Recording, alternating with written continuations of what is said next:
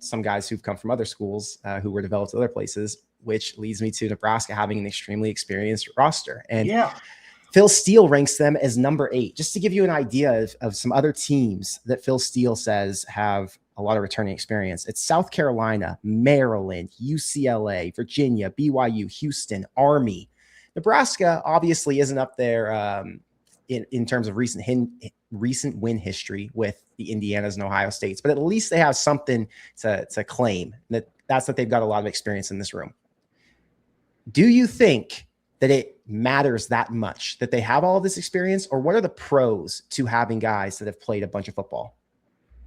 I was really interested in Adam's answer on this, Connor, because I'll preface your comments, because you played and you were once young and then you got old, and then you got a beard.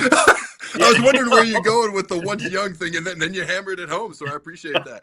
So there you go. I want to hear why does it matter so much? I think there's a couple of things. Think about John Calipari when he took over Kentucky basketball, like 10, 12 years ago, it was the one and dones, and he won a national title. They went to another Final Four, but then it fizzled. And then Kentucky was struggling to be ranked, and now he's not coaching there. He's at Arkansas. So you can get young, talented guys, but there's a couple of things. What's their maturity level? We talked about Dylan being thrust into that leadership spot. Was he ready or not? Was that fair or not? So you might get a couple of guys who can handle it, but the next guy might not be. And then the next guy might not be. And then what's the maturity level? What's the experience level in those intense moments? And then you talk about, we're going to get into it here in a minute, Nebraska's improvements in the weight room, being stronger and leaner than they've ever been, and having 20 plus guys who run over 21 miles an hour. It's the longer you're in the strength and conditioning program, the more, we call it stacking days. You get better. You keep stacking days. Well, young guys can't stack days that haven't happened yet. But the longer you're in the program, you stack days as far as experience, understanding of the game, understanding of the scheme, reading and reacting faster, but then physically in the weight room too. Look at recent national champions. Look at Indiana. They had I forget the average starting age of their players, but the average starting age of their players was like 25 or something like that. That's older than 27 of the 32 first-round draft picks in the NFL last year. Okay, so you look at Michigan a few years ago. They had most of that team come back and they won the national championship. Look at Ohio State. They retained most of that roster. It was that experience along with the talent that allowed those teams to have a whole lot of success. Will Nebraska win championships this year or compete at that level? I don't know. Nobody's going to expect that. But I do think it's fair to say they're older, they're more experienced, they've stacked days in the weight room. And to me, that's real optimism, not just straight Kool-Aid.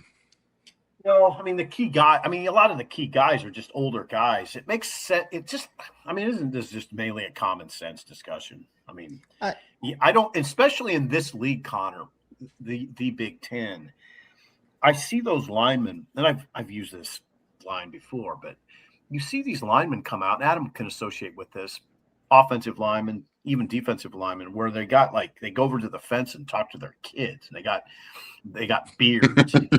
they're grown, like Adam, they're grown dudes, and they know how to handle themselves on game day. They know how to get to game day. They know what works for them.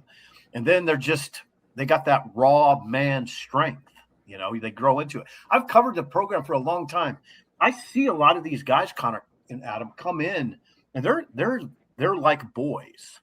And then all of a sudden, Amir Abdullah has a big neck, and he looks like a Big Ten running back. It's like, wow, just before your eyes, a lot of these guys just become men.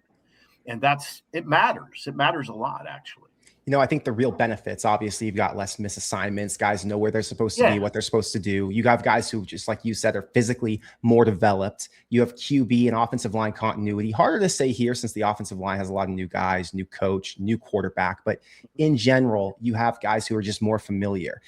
The downside is a lot of guys coming back means you didn't have a lot of guys going pro, right? So this doesn't equate to talent. This doesn't mean, well, Nebraska's got all these guys back who are experienced.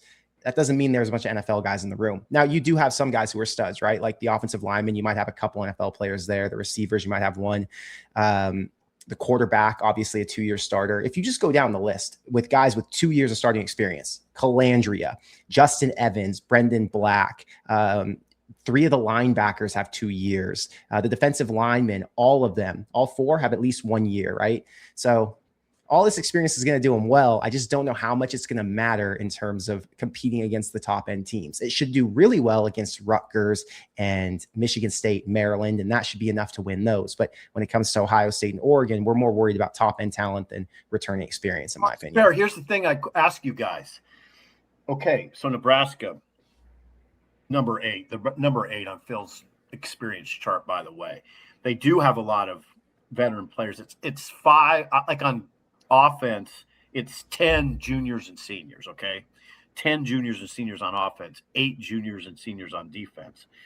No stars, though. You don't really have stars on this team. There's nobody that you point to like Jeremiah Smith or Dante Moore or go on defense for some teams. You could pick out some stars.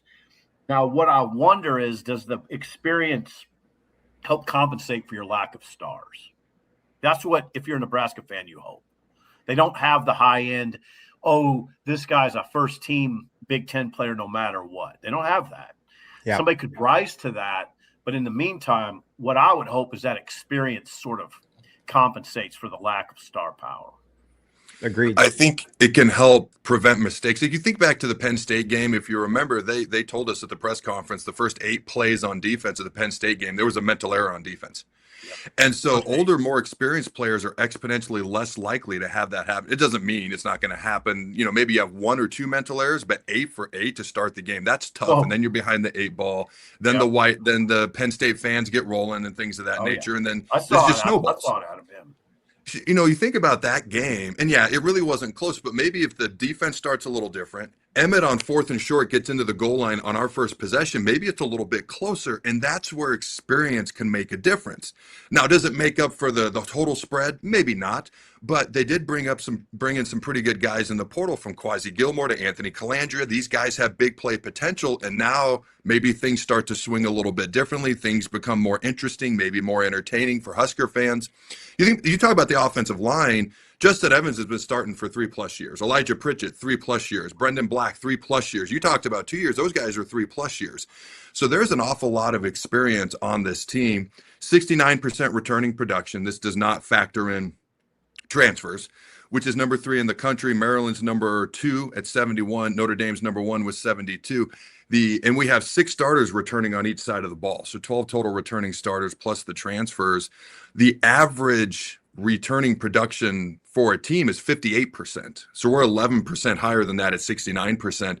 I think that's got to matter as far as little things. Do you have, okay, they struggled to put Pritchett on the field early last year because he would false start, right? And he even false started early in the year. I don't expect that out of him this year. I expect a year later, year more experience with his first round talent. I don't expect false starts. And now you've got a solid left tackle with a really high ceiling as opposed to a guy with a high ceiling, low floor. Do we play him? So little things like that, I think, matter.